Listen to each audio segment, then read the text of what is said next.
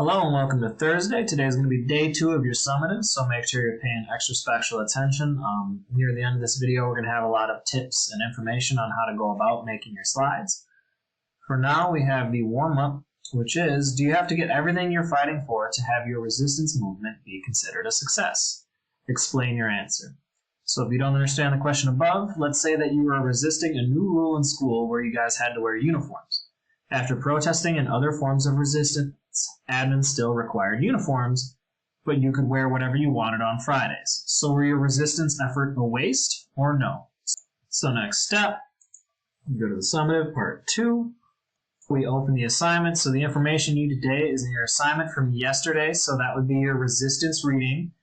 That is step 1 of the summative. So if you have not finished or submitted that, now's your time. Pause this video, go back into yesterday, and finish the reading from Wednesday.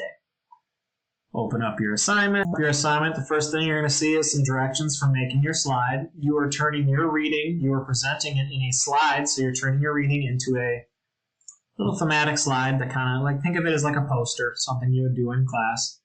You're going to need a combination of text and images, so what we're looking for there. So for the text and writing your slide needs, you need to have a pretty detailed summary, some breakdown of what should be in your summary. So who was resisting, which African nation or group, which European nation they were resisting against, what actions they took / how they resisted, and then the success of the resistance. So did they get everything they wanted?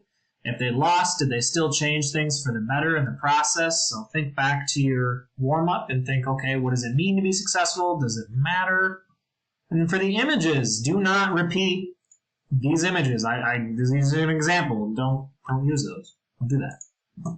Add color or themes that you like. Add a few images that fit with your topic. Make it look as nice as you can. So delete these two, and then you make your own. Some little tips: if you go up to theme and you want your slides to look a certain type of way, you have these to choose from. So let's say, oh wow, I really want pink. Wow. You change up the theme. And then you have your text boxes. If you want different types of slides, so maybe you didn't like this format of these 2 text boxes. So you have all these different options to choose from. When you want to do color, you have the fill color, so the paint can. So let's say you're really not digging the background color, you can change that. You want it to be orange. I don't know what your life's about. Maybe you want orange.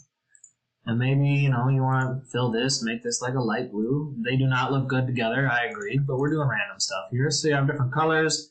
And then for images, you can insert. So you search the web, whatever your topic is, you search that in here, you pull from there.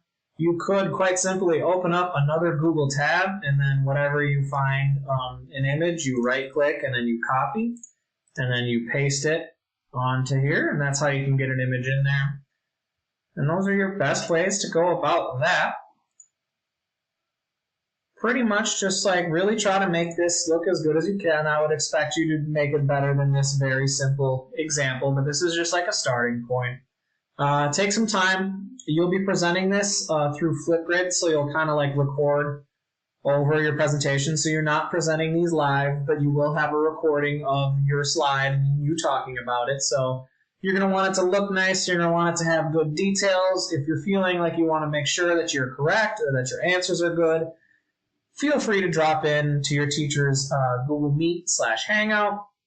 We need you to submit these, so we will see them. But we're going to finish this up on Monday, so really, just come through, have us look it through it. If you're not feeling confident about it, we can definitely help you out.